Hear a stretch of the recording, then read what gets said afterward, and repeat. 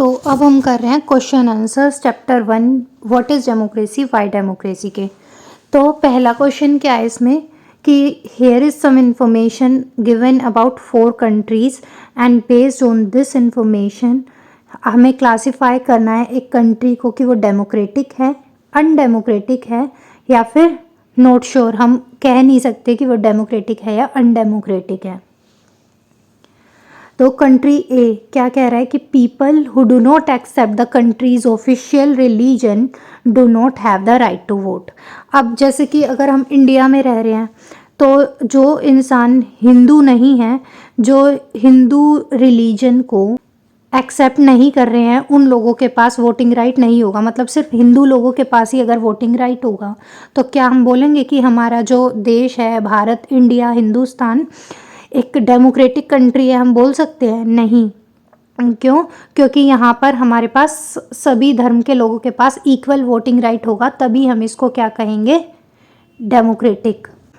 यहाँ पर क्या कहा गया है कि एक ऐसी कंट्री है जिसमें सिर्फ उन्हीं लोगों के पास वोटिंग राइट्स है जो उधर की ऑफिशियल लैंग्वेज को एक्सेप्ट करते हैं। तो हम ये कह सकते हैं कि क्या है, फर्स्ट वाली जो है वो क्या है, कंट्री एक अनडेमोक्रेटिक कंट्री है। ठीक है। सेकंड क्या कह रहा है कि same party has been winning election from the last 20 years. अब इसमें हम कह सकते हैं नॉट श्योर। क्यों? क्योंकि ज़रूरी नहीं है कि वो जो पार्टी इलेक्शन जीत रही है वो अच्छा काम करके जीत रही हो। तो इसमें दोनों पॉसिबिलिटीज़ है, ये डेमोक्रेटिक भी हो सकती है और अनडेमोक्रेटिक भी हो सकती है। डेमोक्रेटिक कब होगी? जब ये पार्टी जो है ये इलेक्शंस बार बार जीत रही है पर अच्छा काम करके जीत रही है, तो वो डेमोक्रेटिक कह देंगे। अगर ये पार्टी कुछ अनफेयर प्रैक्टिसेस यूज़ करके ईवीएम मशीन के साथ छेड़छाड़ करके अगर इलेक्शन जीत रही है तो हम उसको अनडेमोक्रेटिक कह देंगे। Ruling party has lost in last 3 elections. मतलब एक पार्टी है जो हार गई, मतलब चेंज हो रही है पार्टीज़ इलेक्शंस के साथ साथ, तो हम कह सकते हैं कि ये क्या होगी, एक डेमोक्रेटिक कंट्री होगी। तभी यहाँ पर क्या हो रहा है कि पार्टीज चेंज होती जा रही हैं। ठीक है। No independent election commission. अब एक ऐसी कंट्री है जहाँ पर इलेक्शन कमीशन जो है, जो इलेक्शन कंडक्ट कराती है, वो इंडिपेंडेंट नहीं है, मतलब उसके पास कोई आज़ादी नहीं है। तो इस तरीके से क्या होगा, जो रूलिंग पार्टी है वो इलेक्शंस में फेरबदल कर सकती है, कुछ ना कुछ गड़बड़ घोटाला कर सकती है। तो इस वजह से जहाँ पर इलेक्शन कमीशन इंडिपेंडेंट नहीं है वो कंट्री कैसी हो जाएगी, अनडेमोक्रेटिक हो जाएगी। ठीक है। Here is some information about 4 countries based on this information. हमें फिर से यही करना है, डेमोक्रेटिक है, अनडेमोक्रेटिक है या नॉट श्योर, ये हमें बताना है। तो एक ऐसी कंट्री है, कंट्री पी, जहाँ पर जो पार्लियामेंट है it can not pass a law about the army without the consent of chief of the army.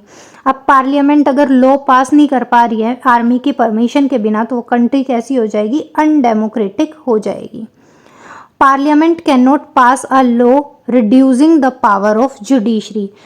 Parliament army के लिए तो कोई भी लॉ पास कर सकती थी, बट अब पार्लियामेंट जुडिशरी की पावर को कम नहीं कर सकती है। क्यों? क्योंकि अब जो जुडिशरी होती है ना, वो क्या होती है कि वो किसी को भी सज़ा दे सकती है। एक न्यायाधीश है तो वो न्याय करना उसका काम है, तो न्यायाधीश की पावर कम नहीं होनी चाहिए। तो इसीलिए जज की पावर कम करने की पावर पार्लियामेंट के पास होगी। तो पार्लियामेंट में जो लोग होंगे, वे जो नेता होंगे, वे क्या करेंगे, अपनी पावर्स को बढ़ाने के लिए जुडिशरी की पावर्स को कम कर देंगे। तो इस वजह से जुडिशरी की पावर को कोई कम नहीं कर सकता, क्योंकि ताकि न्याय जो होगा वो अच्छे से हो पाए। तो parliament can not pass law reducing the power of judiciary. ये क्या होगा, ये एक डेमोक्रेटिक कंट्री होगी, क्योंकि जहाँ डेमोक्रेसी होती है उस कंट्री में न्यायाधीश की पावर को, जुडिशरी जज की पावर को कोई कम नहीं कर सकता। और वहीं पार्लियामेंट को अगर कोई लॉ आर्मी के बारे लिए पास करना है तो वो कर सकती है। अगर पास नहीं कर पा रही है तो वो कंट्री कैसी हो जाएगी, अनडेमोक्रेटिक हो जाएगी। ठीक है। सी क्या है, the country's leader can not sign any treaty with other country without taking permission from its neighbouring country. अब हमें कुछ भी करना है अपनी कंट्री में, कुछ भी अगर करना है, किसी और कंट्री के साथ ट्रेड करना है, कोई ट्रीटी साइन करनी है, तो हम किसी और तीसरे पर्सन से जाके तो नहीं पूछेंगे। हम दोनों की बात है तो वो हम दोनों के बीच में रहेगी, जिन दो कंट्रीज़ के बीच की बात है उन्हीं दो के बीच में रहेगी। बट अगर हम किसी तीसरी कंट्री के गुलाम होंगे तभी तो हमें उसको इन्वॉल्व करना पड़ेगा। तो अगर हमें नेबरिंग कंट्री से परमिशन लेनी पड़ रही है तो हम एक अनडेमोक्रेटिक कंट्री हैं, ठीक है। डी क्या है? All the major economic decisions about the country are taken by the officials of the central bank. Central bank कौन सा है हमारा? RBI, reserve bank of India.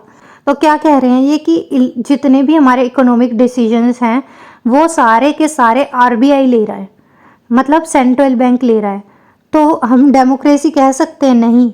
एक ऐसी कंट्री क्या होगी? अनडेमोक्रेटिक कंट्री होगी, क्योंकि जो हमारे डिसीजंस लेने की पावर है वो किसके पास होनी चाहिए? उन मिनिस्टर्स के पास होनी चाहिए जिनको हम लोगों ने वोट देके चुना है, ठीक है।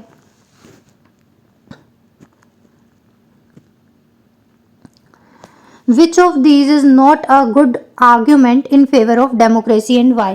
People feel free and equal in a democracy। ये बात सही है कि डेमोक्रेसी जब होती है उस कंट्री में सभी लोगों के पास आज़ादी होती है। Democracy resolve conflict in a better than other way. किसी और तरीके में कॉन्फ्लिक्ट इतने अच्छे से हम सोल्व नहीं कर पाएंगे। कोई लड़ाइयाँ हो रही है तो उसको सोल्व नहीं कर पाएंगे जितने अच्छे से डेमोक्रेसी में सोल्व कर पाएंगे। तभी डेमोक्रेसी ही हमें उन कंट्रीज़ में देखने को मिलती है जहाँ पे अलग अलग तरीके धर्म जाति वगैरह होती हैं, अलग अलग तरीके के लोग रहते हैं, अलग अलग रिलीजन के, अलग अलग लैंग्वेजेस के। जैसे कि हमारी इंडिया है एक diverse country. Democratic government is more accountable to the people. अब जो गवर्नमेंट डेमोक्रेसी वाली गवर्नमेंट होती है वो ज़्यादा ध्यान देती है लोगों की ज़रूरत पर, मतलब एक तरीके से ज़्यादा रिस्पॉन्सिबल होती है लोगों की नीड्स के प्रति। तो ये भी ठीक है। डी पॉइंट क्या है? Democracy are more prosperous than others. तो ये हमारा इस क्वेश्चन का आंसर है कि क्या चीज़ डेमोक्रेसी के फेवर में नहीं है। डेमोक्रेसी अगर है एक कंट्री में तो ज़रूरी नहीं है कि वो कंट्री बहुत अमीर पाएगी, बट डेमोक्रेसी में ऐसा नहीं है कि डेमोक्रेसी एक कंट्री को अमीर कर देती है। बस इतना होता है कि उधर के लोगों के पास कहीं ना कहीं आज़ादी होती है, वे लोगों की सुनी जाती है, आम जनता की बातों को ध्यान में रखकर डिसीजन लिया जाता है। बट ऐसा बिल्कुल भी नहीं है कि प्रोस्परस मतलब पैसा अमीरी इकोनॉमिक वे में वो लोग अमीर होंगे डेमोक्रेसी जिस कंट्री में होगी, तो ऐसा कुछ भी नहीं होता है, ठीक है।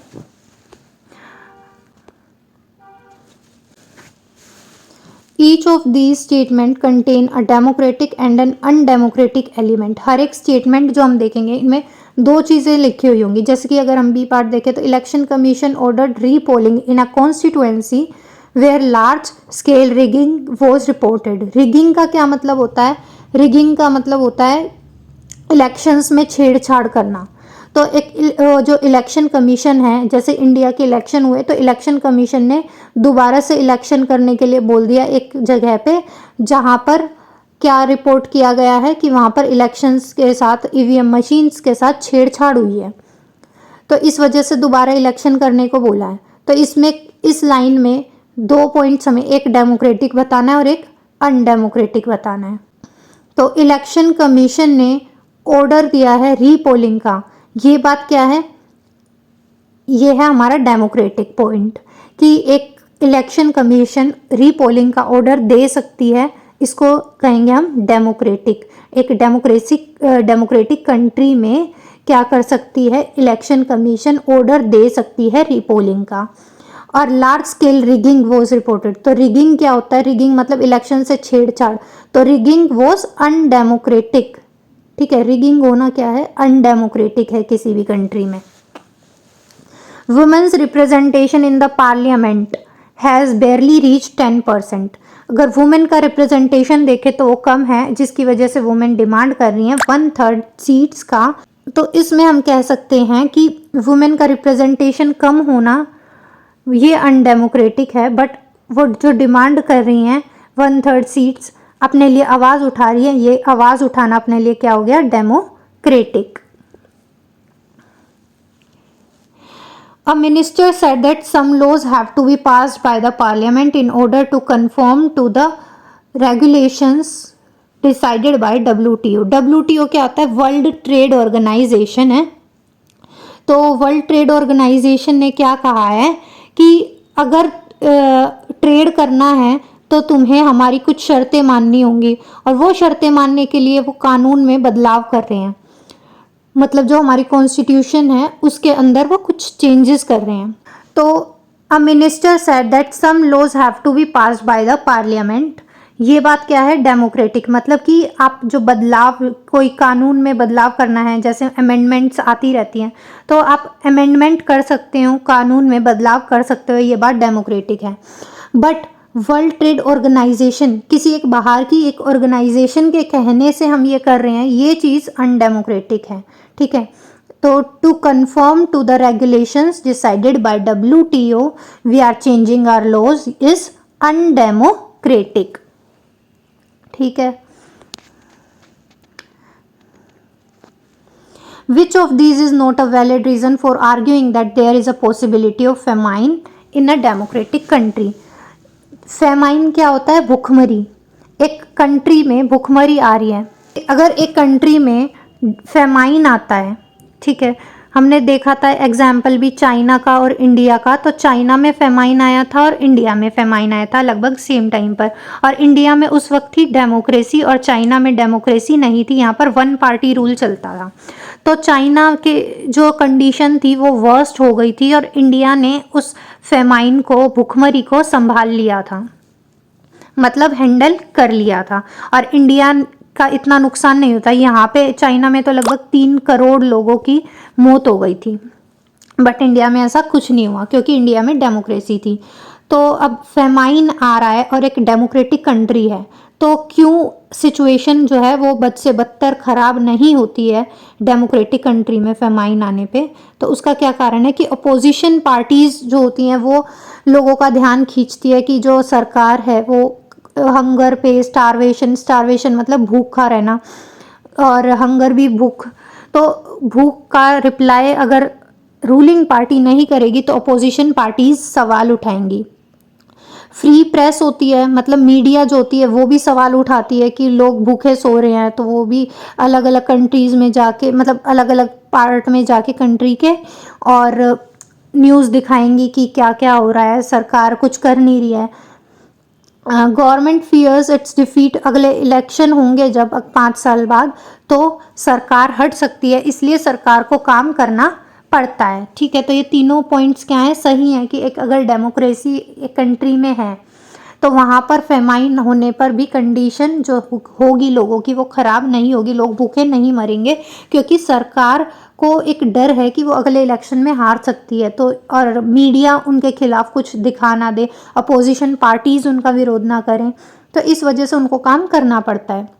ये डी पॉइंट जो है इसका कोई यूज़ नहीं है इस क्वेश्चन में, कि people are free to believe in and any practice and they can practice any religion, तो इसका फेमाइन से कोई लेना देना नहीं है, इसलिए नोट का पूछा था आंसर, तो इसलिए डी हमारा आंसर हो जाएगा। ठीक है,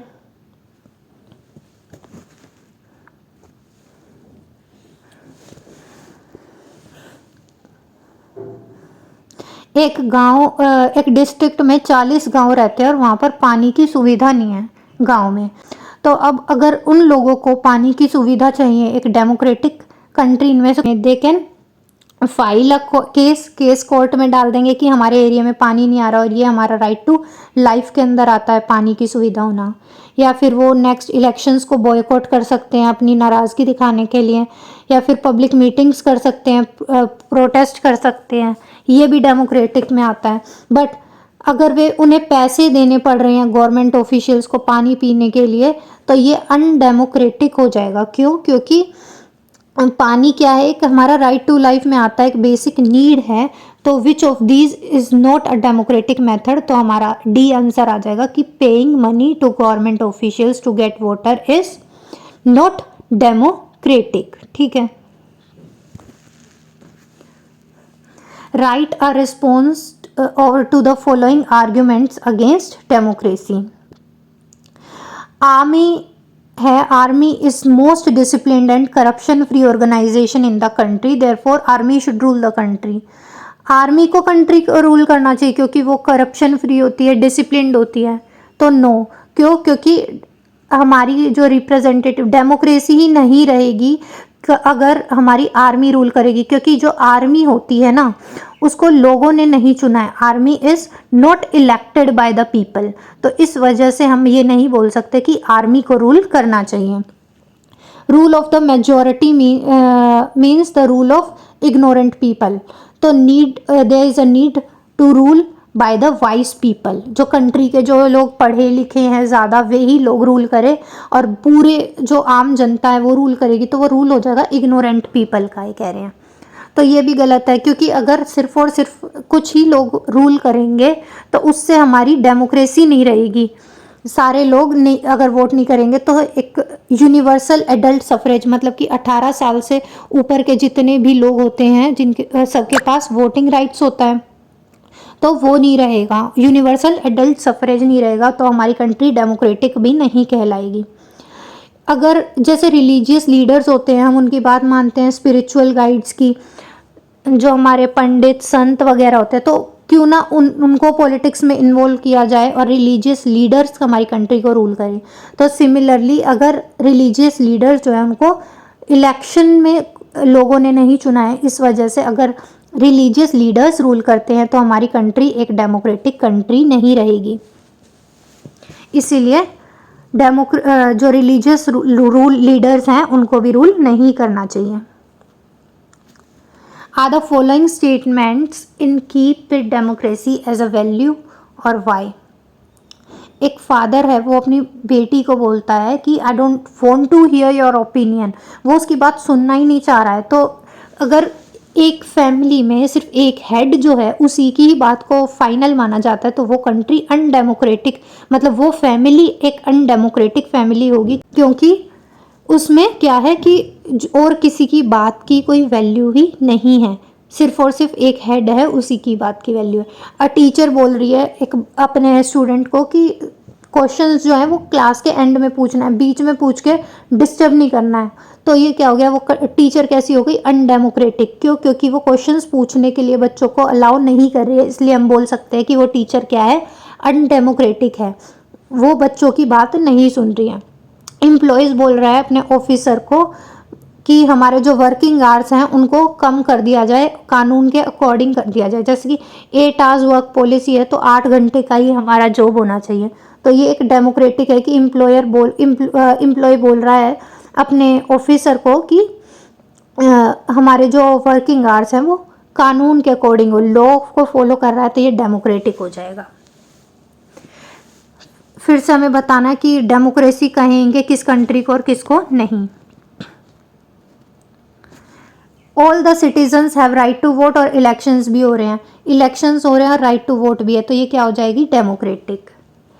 कंट्री ने लोन लिया है इंटरनेशनल एजेंसी से, और फिर लोन लेने के बाद वो कह रही है इंटरनेशनल एजेंसी कि हम तुम्हें लोन तो दे देंगे पर तुम्हें अपनी एजुकेशन और हेल्थ के जो खर्चे हैं उनको कम करना पड़ेगा। तो हम क्यों मानेंगे किसी बाहर की एजेंसी की बात? इंटरनेशनल मतलब जो बाहर की है, इंडिया की नहीं है, तो फिर हम क्यों मानेंगे? तो हम ऐसा नहीं मानेंगे। इस वजह से ये एक कंट्री कैसी हो जाएगी, अनडेमोक्रेटिक, कि वो हमें फोर्स कर रही है कि हम उनकी बातें माने, उनकी कंडीशंस माने। तो उन्हें हमारे इंटरनल अफेयर्स में दखल अंदाजी करने का कोई हक नहीं होता है। पीपल्स एक कंट्री है जिसमें 7 से भी ज़्यादा लैंग्वेजेस बोली जाती हैं, बट जो पढ़ाई है वो सिर्फ एक ही लैंग्वेज में अवेलेबल है, जिस लैंग्वेज को ज़्यादातर लोग बोलते हैं। बट ये चीज़ सही नहीं है, ये कंट्री अनडेमोक्रेटिक हो जाएगी, क्योंकि जो बाकी लोग रह गए हैं 52% के अलावा जो 48% लोग रह गए हैं वो किस तरीके से पढ़ाई करेंगे?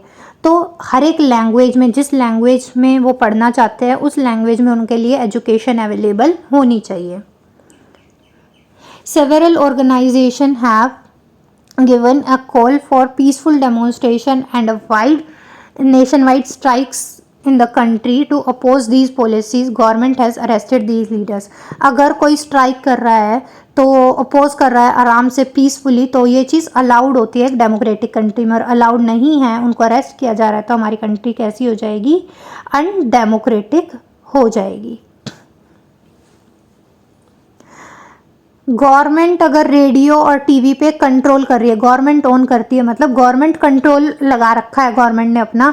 न्यूज़पेपर में भी कुछ भी नहीं छाप सकते ऐसे कि गवर्नमेंट की परमिशन लेनी है और तभी कुछ भी गवर्नमेंट के बारे में पब्लिश किया जा सकता है। तो ये हमारी कैसी हो जाएगी, अनडेमोक्रेटिक, क्योंकि हमारी मीडिया, हमारी प्रेस फ्री नहीं है। वो जो चाहती हैं, जो उन्हें सही लगता है, अपने पॉइंट ऑफ व्यूज़ वो नहीं रख सकती हैं। ठीक है, तो यहीं पे ये चैप्टर हमारा कंप्लीट होता है।